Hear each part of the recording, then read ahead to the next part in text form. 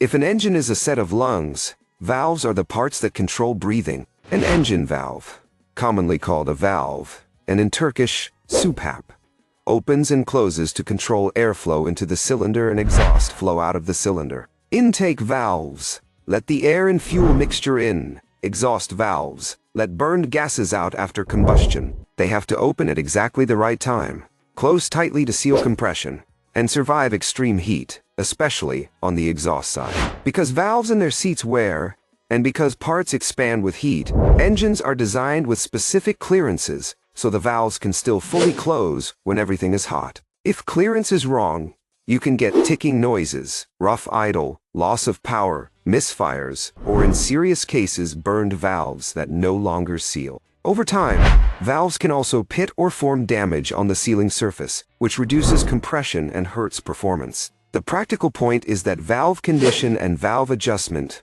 where applicable, are not nice to have. They directly affect how efficiently the engine runs and how long it lasts. On many modern engines, valve timing and operation are tightly controlled. But maintenance and correct oil quality still matter because valve-trained components rely on clean lubrication and precise movement.